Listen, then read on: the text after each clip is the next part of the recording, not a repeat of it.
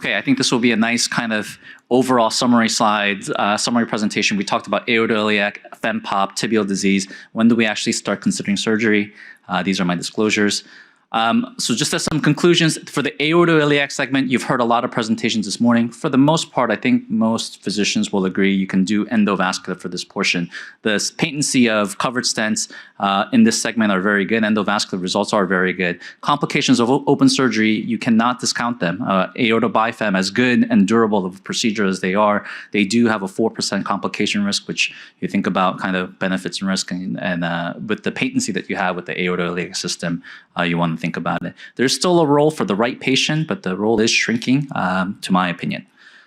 The common femoral, Dr. Farhan gave you a great presentation, but endarterectomy is still king. The ability to clear the profunda is second to none. So you see an example like this with a good superior stent going across the common femoral artery. It looks good angiographically, but this point where you're putting a bare metal stent across the origin of the profunda, that's going to be an issue. And there is going to be no comparison to something like this. You have a lesion like this, which is a bulky calcified lesion across the common femoral going into the origin of the profunda. The ability to look at the kind of plaque, if you ever see any of this plaque that we're endarterectomizing, they are nasty. They are coral reef plaques that are breaking apart. So to think about ballooning or stenting across these segments, it is never going to be a durable option compared to an open patch. And you can oftentimes core out even a little lesion that's coming from the profunda as well. So the ability to clear out that common femoral with clearing out that profunda, common femoral endarterectomy is still superior for this reason. And then we complete by putting a patch on, which makes the vessel look nice and pretty at the end. We talked about hybrid procedures. We talked about how endo is very preferable for aortoiliac segment and common femoral is good for open. Oftentimes, if you have combination of common femoral and iliac disease, we do hybrid procedures for this where you do an open endarterectomy with an angioplasty. So here's a patient with a common iliac lesion and really nasty common femoral artery. We did a femoral endarterectomy through this area, put a patch on. You can see the kind of plaque it can pull out from a segment like this. And then retrograde, you can put a wire and sheath across and treat your aortoiliac segment. So if the common femoral is involved, I think endarterectomy is always going to be involved as well.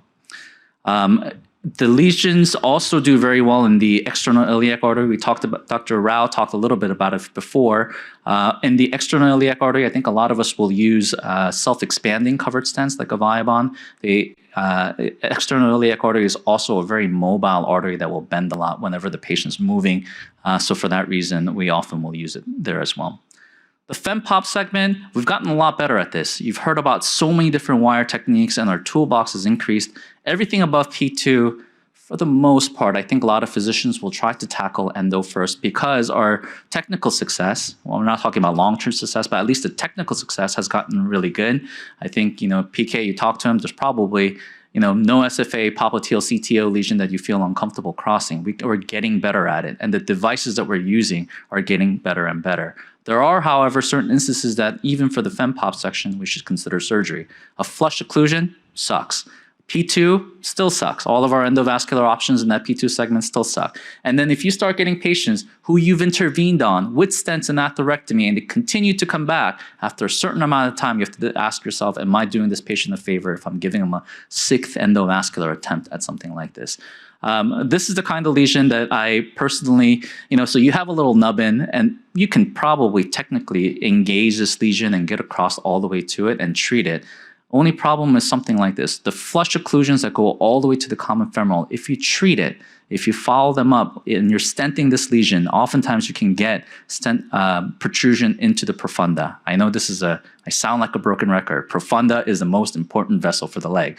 So if your stent is covering the origin of the profunda and you're getting elevated velocities at your follow-up because your common femoral, because your SFA stent extended into the common femoral to try to treat that flush lesion, you're not really doing this patient any benefit. And if this goes down, this will go down hard. Dr. Parikh shared his slides. The distal SFA P1, P2 segment is a very mobile artery. Whenever they bend their leg, this is what's happening to your stent. So for reasons like this, the stenting in the P2 segment, even though on the table with their leg straight, you can get a good angiographic result. Even if the company tells you our stent is FDA approved for the P2 segment, it does not matter. That stent is going to has to stand the test of time, and you can kind of see how much tortuosity a vessel like this is going to undergo.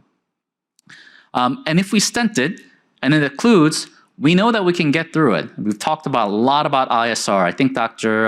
Raman's talk was fantastic because it was entitled and it gave you the evil in the room is ISR. Our options for ISR suck.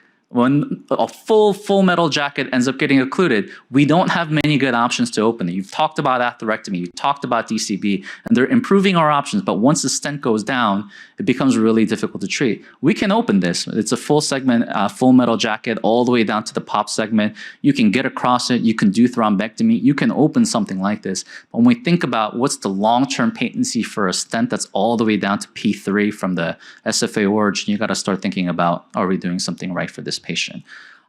Below the knee, we have limited devices. A lot of the paclitaxel devices Dr. Parikh told about does not exist below the knee. We have no paclitaxel balloon. We have no paclitaxel self-extending nitinol stent.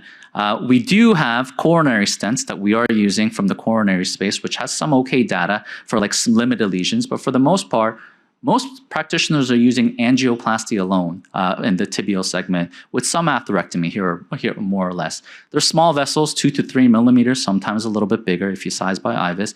But overall, I think every single practitioner will agree with you that compared to the SFA and popliteal segment, where we have a lot of studies with a lot of devices that has decent data, in the tibial space, we don't have the problem solved yet from an endovascular standpoint. We could do a lot of fancy things technically, but long-term patency is not great in that space. And this is ultimately the bottom line that we should be comparing to, the results of our open procedures. The femoral endarterectomy 5-year patency is fantastic. It is 90%. And then when you're doing fem-pop bypasses or femoral tibial bypasses, they are fantastic. So femoral tibial bypass with vein gives you a 5-year patency of 60 to 70%. Dr. Lantis was talking about how he was doing bypasses of the foot. In a good vessel, down to the foot, all the way down to the DP, even those results are good if you have a good vein bypass that you're doing. This is a huge caveat. If you do not have vein, it sucks. You know, the prosthetic bypasses down to the tibials are significantly worse in outcome. There are size mismatch where oftentimes you're putting in a 6 millimeter PTFE graft into a 2 to 3 millimeter vessel, so they do substantially worse. So you want to try to salvage the veins as much as possible, and if there's vein, oftentimes you should be pushing potentially for a bypass first procedure for some of these patients.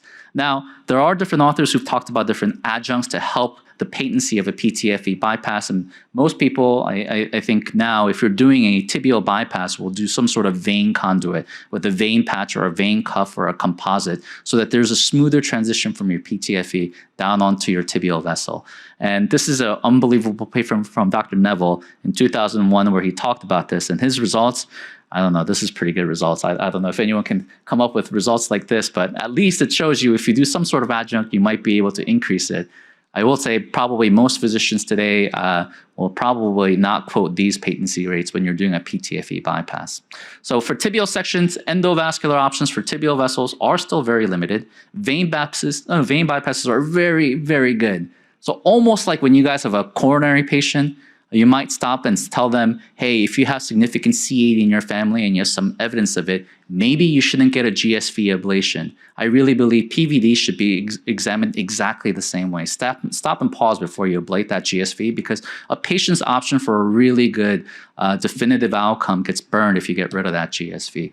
PTFE bypasses are not great, but they are an option. And I will say, even though the results are really bad, if you have a long segment, multi-segment lesion, like full SFA popliteal occlusion with a tibial recon, the results of bypasses versus a endovascular intervention, it might be superior with the PTFE bypasses, but those patients are challenging altogether.